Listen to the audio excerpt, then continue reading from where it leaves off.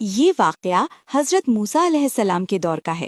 اس زمانے میں لوگوں کی عمر بہت لمبی ہوا کرتی تھی، لوگ سینکڑوں سالوں تک زندہ رہتے تھے۔ اسی دور میں ایک عابد رہتا تھا۔ عابد یعنی وہ انسان جو بہت زیادہ عبادت کرتا ہو۔ اس انسان نے لگاتار 350 سال تک دن رات اللہ کی عبادت کی تھی۔ اتنی لمبی عبادت کرنے کے بعد اس کے دل میں ایک خیال آیا۔ اسے اپنی عبادت پر بہت فخر اور غرور ہونے لگا۔ اسے لگنے لگا کہ 350 سال کی عبادت کے بعد تو اللہ تعالیٰ اسے جنت کے سب سے اونچے درجے میں ہی جگہ دیں گے۔ اپنی اسی سوچ کے ساتھ وہ ایک دن حضرت موسیٰ علیہ السلام کے پاس گیا اور بڑے غرور کے ساتھ بولا، اے اللہ کے نبی، میں نے 350 سال تک صرف اور صرف اللہ کی عبادت کی ہے۔ ذرا اللہ سے پوچھ کر مجھے بتائیے کہ آخرت میں میرا مقام کیا ہوگا، مجھے جنت میں کون سی جگہ ملے گی۔ حضرت موسیٰ علیہ السلام نے اس عابد کا پیغام اللہ تعالیٰ تک پہنچایا۔ تب اللہ تعالیٰ نے حضرت موسیٰ علیہ السلام سے فرمایا، اے موسیٰ، اس انسان سے کہہ دو کہ آخرت میں اسے جہنم کی سب سے نچلی اور گہری کھائی میں ڈالوں گا۔ جب حضرت موسیٰ علیہ السلام نے یہ جواب اس عابد کو سنایا تو وہ بری طرح چونک گیا۔ وہ حیران ہو کر سوچنے لگا کہ 350 سال کی عبادت کے بعد بھی اسے جہنم کی سب سے خوفناک سزا کیوں مل رہی ہے؟ اگر میرے ساتھ ایسا ہوگا تو ان لوگوں کا کیا ہوگا جنہوں نے مجھ سے بھی کم عبادت کی ہے؟ اسی سوچ میں ڈوبے ہوئے اس عابد کے دل سے سارا غرور اور تکبر ایک پل میں ختم ہو گیا۔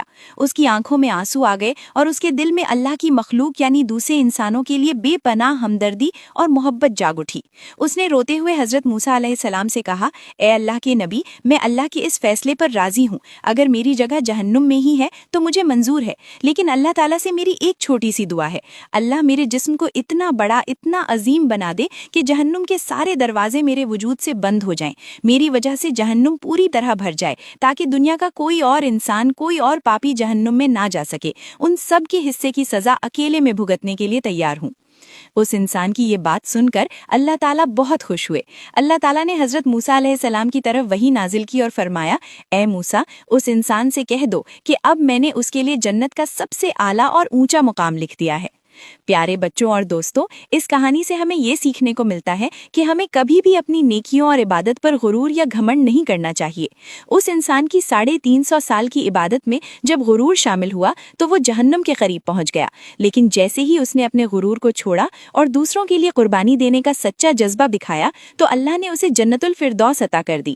ہمارے پیارے نبی صلی اللہ علیہ وسلم نے بھی فرمایا ہے کہ جس انسان کے دل میں رائی کے دانے کے برابر یعنی ذرا سا بھی تکبر یا گھمنڈ ہوگا وہ جنت میں داخل نہیں ہوگا۔ اس لیے ہمیشہ عاجزی اپنائیں اور سب کے حق میں دعا کریں۔ جزاک اللہ خیر۔